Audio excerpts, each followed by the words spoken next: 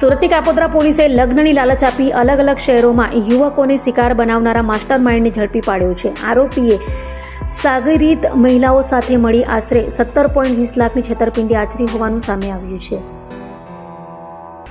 Surat police commissioner બાબંગ જામીર, અધિક પોલીસ કમિશનર મીણા, નાયબ પોલીસ કમિશનર આલોક કુમાર સહિતનાઓની સૂચનાને લઈ પીઆઈ MR સોલંકીની ટીમ PSI PS મકવાણા સાથે પેટ્રોલિંગમાં હતી.